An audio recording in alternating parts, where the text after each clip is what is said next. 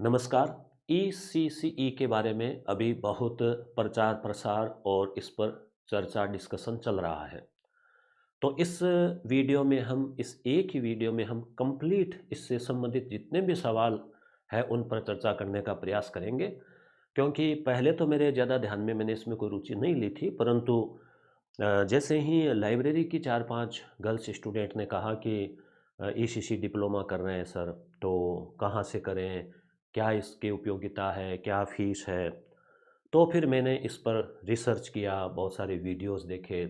उसके अलावा जो 4-5 बैच ईसीसी के निकाल चुके हैं सफलतापूर्वक, कर्ण जिंदल सर, उनसे पूरी बातचीत की।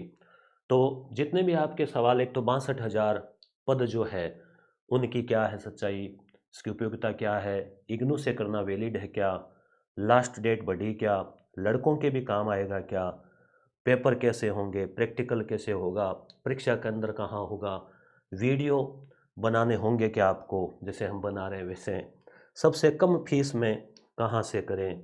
उसके अलावा ये और भी आपके सवाल जो है ना, एनटीटी का क्या होगा, छात्रवृत्ति, अवधि, अवसर, असाइनमेंट, प्रैक्टिकल, परीक्षा के अंदर फाइल जमा, जितने भी सवाल हो सकते हैं उन सब पर मैंने संभावित सवाल आपके कमेंट्स के आधार पर मैंने ले लिए हैं।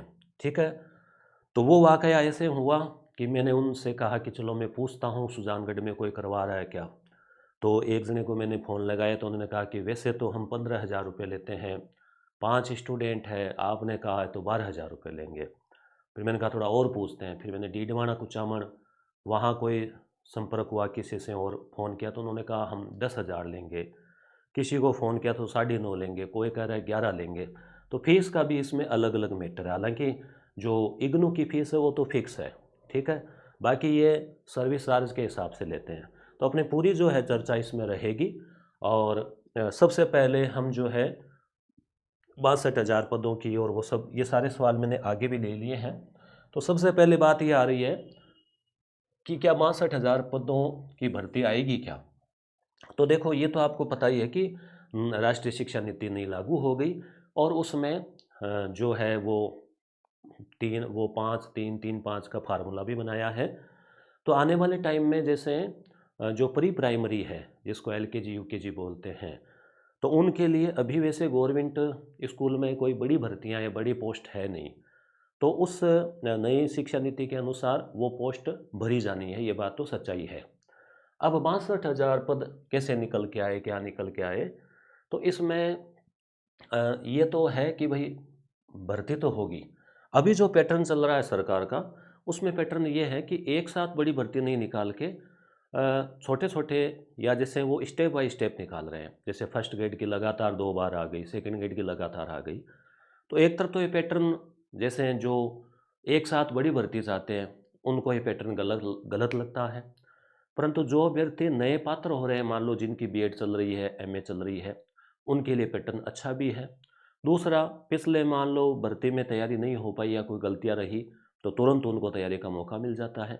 तो जो कुछ भी रहा हो, इस पैटर्न को देखते हुए मुझे लग रहा है एक साथ 62,000 की न आके 2 या 3 टुकड़ों में आ जाए।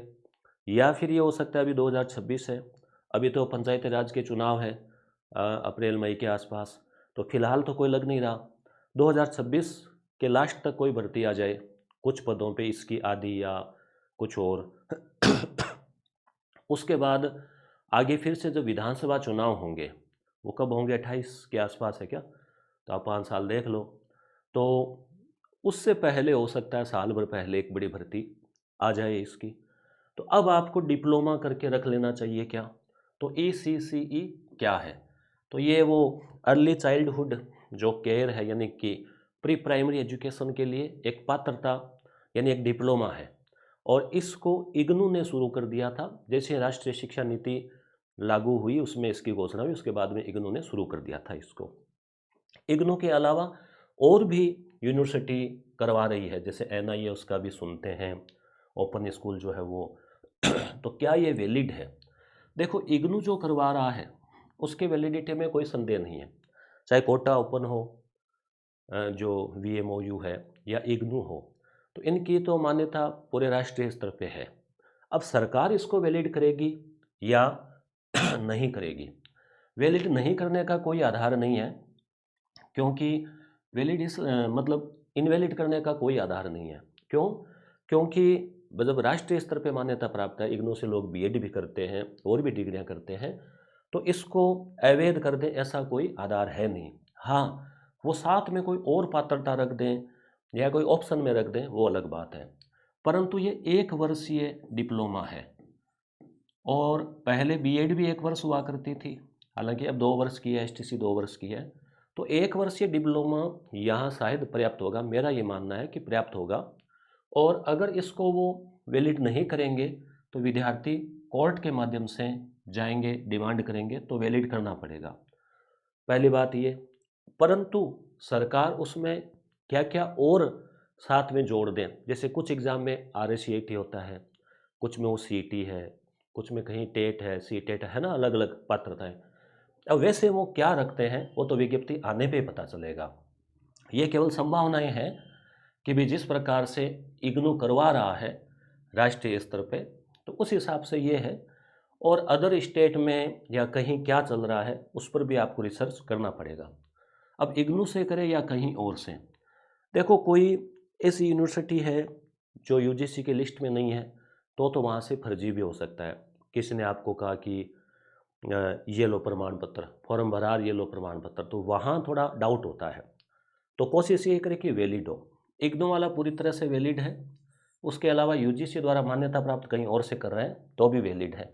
क्या है वैलिड? ECCE।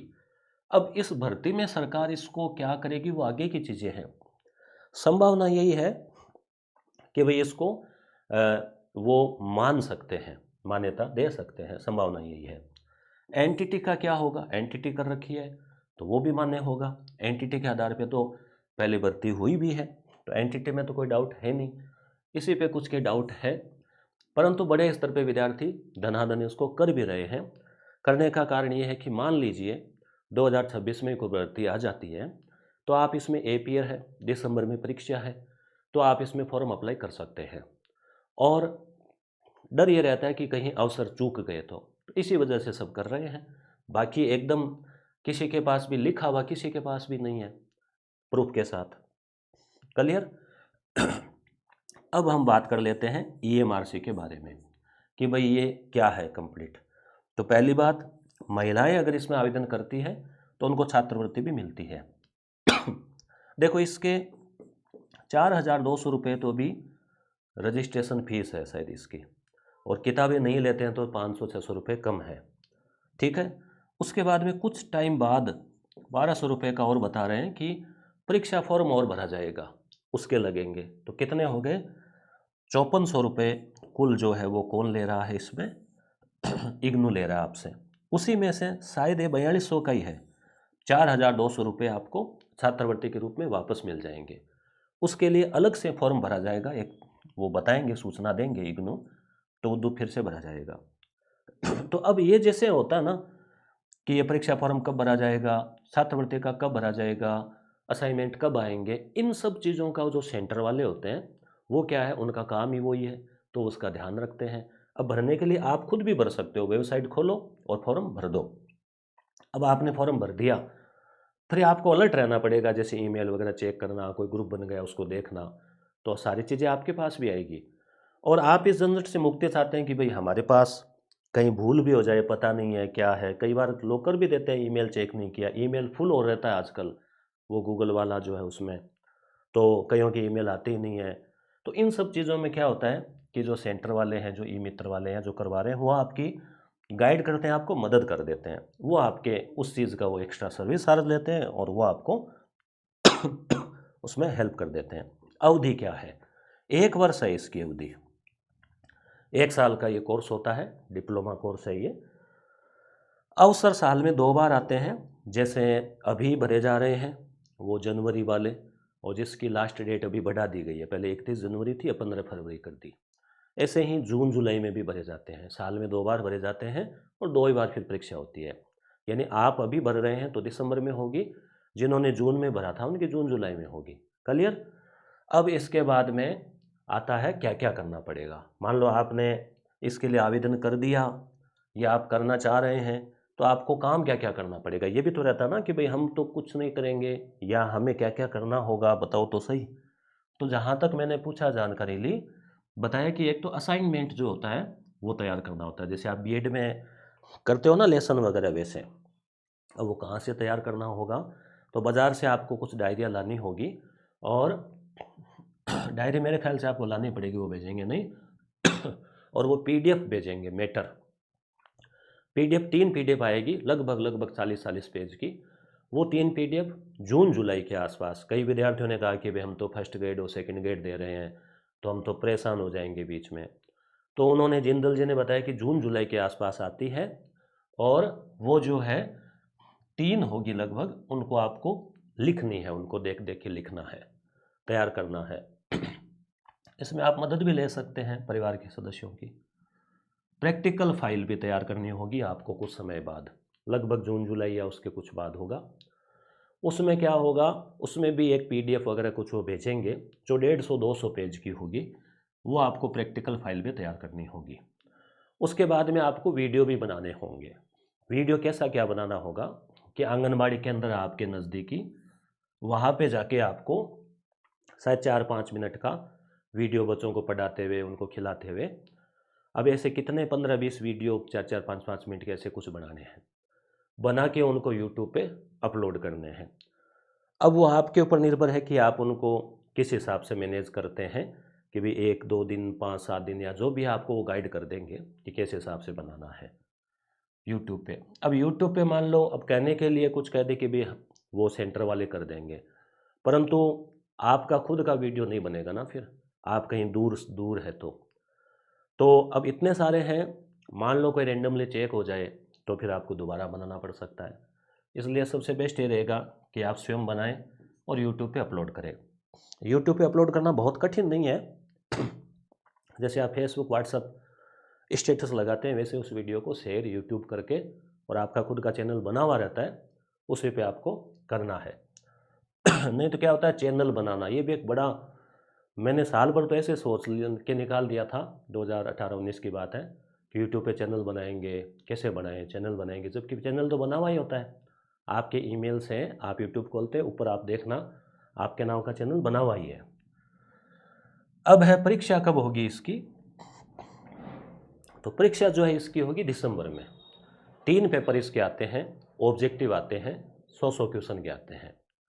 अब उसकी तैयारी कैसे करेंगे, तो आपके पास एक तो जो किताब आएगी ना, जो मैटर आएगा यहाँ से 1, 2, 3 जो भी किताबें आएगी, उसको आप पढ़ना। मेरा तो आपसे ये कहना है, कुछ लोग कहते हैं कि परीक्षा भी पास करवा दोगे क्या, तो मेरा ये कहना है कि आप उस किताब को पढ़ो, क्योंकि जब मान लीजिए भर्ती आएगी 62,000 या 30,000, जितनी भी आती है, एक साथ आती है, तो उसमें क्या क्या आएगा ये तो आपके दिमाग में आ ही रहा होगा ना। तो स्वाभाविक है कि उसमें जो EMRC में आप पढ़ रहे हैं इग्नू का कंटेंट, भाई वो तो सबसे बेस्ट कंटेंट है, उस किताब को आप पढ़ो। मेरा तो ये कहना है कि आप इधर पैसे लगा रहे हो उस उम्मीद से, तो आप उस किताब को पढ़ो, पढ़ के अपने बलबूते कि उस किताब के आधार पे आप परीक्षा पास कर लोगे, ये कॉन्फिडेंस रखो। दूसरा, राजस्थान जीके भी थोड़ा थोड़ा आप तैयार करते रहो, 6 से 10 वाली किताबें पढ़ लो, थोड़ा थोड़ा करंट अफेयर राजस्थान का देखते रहो, मासिक किताब। उसके अलावा शिक्षण विधियाँ और मनोविज्ञान, वही पेडागोजी जो है, बाल मनोविज्ञान, उनको आप थोड़ा थोड़ा देखते रहो। जब तक वैकेंसी नहीं आए तब तक आप बेसिक किताबें जो भी आपके पास है वह आप पढ़ लो, और लगभग सिलेबस इन्हीं में से रहना है। हो सकता है हिंदी अंग्रेजी का भी थोड़ा बहुत आ जाए, 5-5 क्वेश्चन, ठीक है।